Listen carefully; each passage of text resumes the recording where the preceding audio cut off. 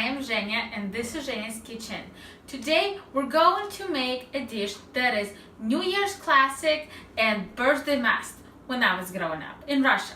We call it Olivie. And I saw a lot of websites that call it Oliver for apparently Americans, and that's how people know it. It was apparently a very popular dish during the Olympics in Sochi, so that's how people got to know it more. But we call it Russian potato salad in this house a lot of times because it has potatoes and it's Russian and it's delicious. So today we're going to prep it. We already have boiled and cleaned our potatoes and boiled and cleaned our eggs. The hard-boiled and potatoes were fork tender. So now we're gonna start chopping and I tell you what goes where, and it's gonna be so yummy. The first ingredient we're going to start with is the potatoes themselves. We have 3 kind of good sized potatoes and 2 tiny ones. So basically if you have 4 medium potatoes or 3 giant ones, that's good. So I'm gonna show you how we cut it. So I'm gonna cut it in half first.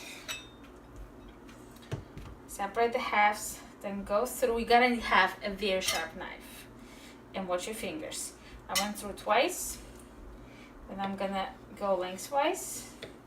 So what I'm looking for, and I'm looking for somewhat uniform as much as you can. Little cubes. Oh, that's my finger. Not bleeding, I promise. And there we are.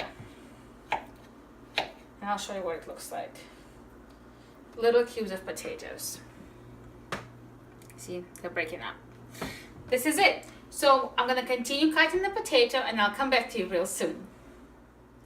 So after we chop the potatoes, we're gonna move on to one of my favorite ingredients, a hard-boiled egg. As a kid, I actually would stand there and wait for my mom to chop them so I could have a little piece. So good. Okay, so now first we're gonna do cut in half. If you wanna use an egg slicer, you can, but that's basically the only time I don't, because this has to be done authentic. And we do it just like potato. We cut it twice lengthwise. Then we do the little stripies. And then we do the little cubes. This is it. This is all we're gonna do for this egg.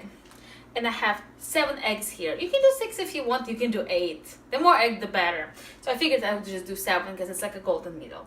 So I'm gonna come back to you after I'm done cutting all these eggs, and they're gonna be delicious and creamy, and we'll see if Eric asks for a little piece while you can't see. Our next ingredient is the one that's hardest to cut. This is a piece of, I think it's Moskovskaya salami from the Russian store or Global Foods, or if you're in Cincinnati, I think Jungle Jim's will have it too.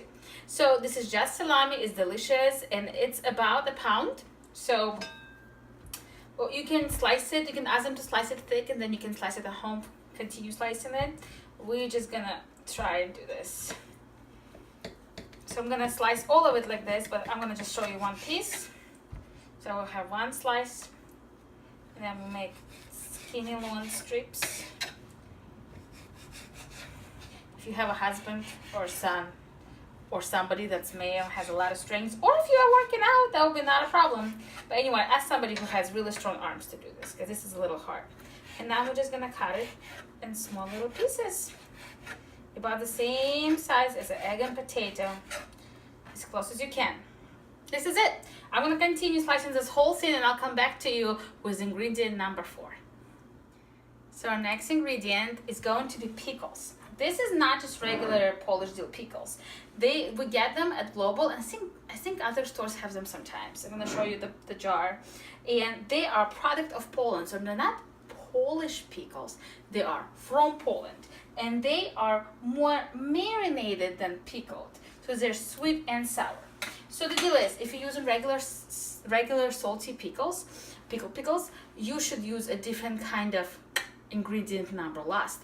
So I'll tell you what it is. But anyway, the pickles. We're gonna do basically the same thing. We're gonna slice them first. Watch out for your fingers. You still wanna keep them all. Then do the long strips. There we go. It took us a long time to figure out what goes well with these pickles and how to balance the flavor. I'll show you what to do. So this particular pickle is gonna be sliced in little cubes. And I'm going to, so this is the one. I'm probably gonna do at least 4 more, if not 5. I will let you know. But this is it. The little pickle cubes are gonna go right in our salad bowl. I'll see you soon. Our next ingredient is a can of sweet peas. So I already opened it and I'm gonna drain the liquid. There we go. My cat used to love it in Russia. He would drink all the liquid. We would put it in a little bowl and he would just go crazy over it. He liked the peas too. He actually liked that salad. All right. I'm gonna open the can, sweet peas, and just dump it out. All right, I'm gonna clean up and get ready for the next ingredient. I'll be right back. That's basically the secret of the sweet and sour part of the salad. The last ingredient before the dressing is the apples. So this is a Gala apple. I'm gonna peel and continue talking. So we figured since we're getting sweet and sour pickles, we should get an apple that's kind of sweet and sour too. So that's why we picked Gala after trying many different manipulations of different combinations of apples and different pickles. This is the deal. If you're using regular American dill pickles, which are pretty salty and pretty pickly, I would use a sweeter apple, maybe like a Pink Lady or Fuji.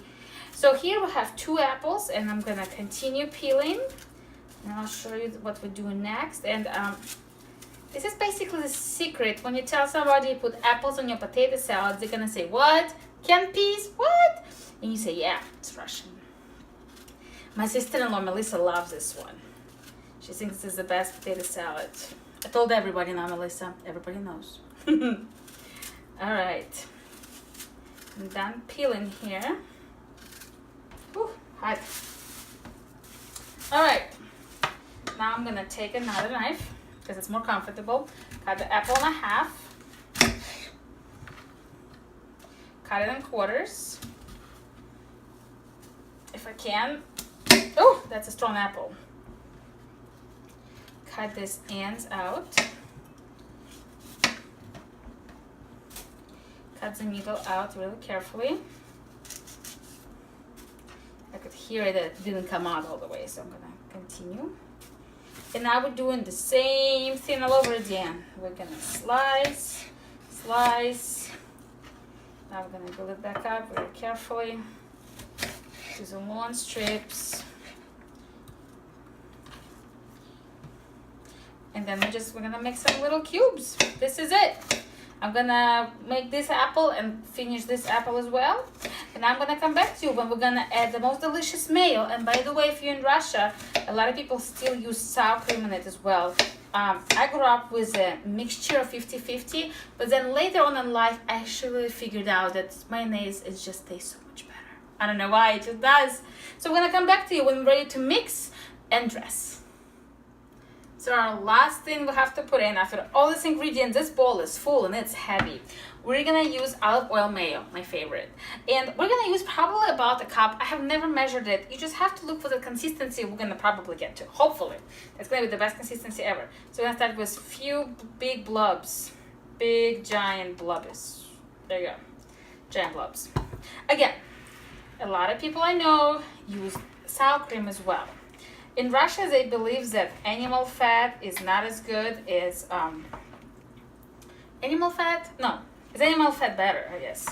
And they prefer sour cream over mayo. It's up to you. It's totally up to you. I'm gonna mix it in. It's really heavy. It's gonna be delicious. All this deliciousness. Oh, I'm gonna go all the way to the bottom and get the potatoes out. So yummy. So this way, my grandma always said, you do not squish anything, and you actually are mixing. This looks so good. All right, a few more blobs. If you can't watch this, don't, because it's very mayo-y. Because the portion is quite huge, and believe it or not, it'll be gone in very quickly. We're talking between 2 of us, and we'll bring some to my mom. It's gonna be gone in a couple of days. We like this salad.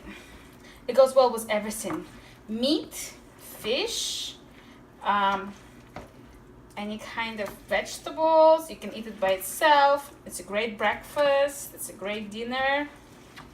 It's a great side and it's great on its own. And it's just the best for the new year. This is the new year to me.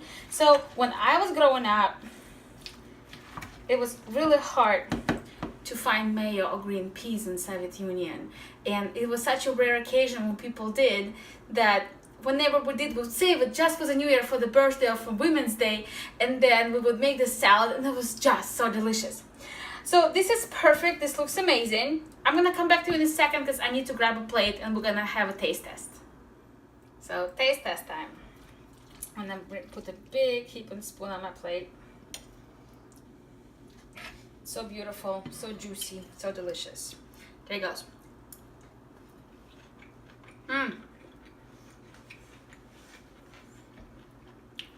The potato and peas are smooth. And it's so rich. The salami, so yummy. Has a nice salami taste to it. And then you have double the crunch. The pickle and the apple. And it's all married together by this mayo. And by the way, the egg yolk went into with the mayo because it's so creamy and it just goes in every sauce. This is delicious. This is dinner. This is gonna be so yummy. I'm probably will have a big plate in front of me in a few seconds. I'm Zhenya, this is Zhenya's Kitchen, and this is my take on Russian potato salad or Olivie.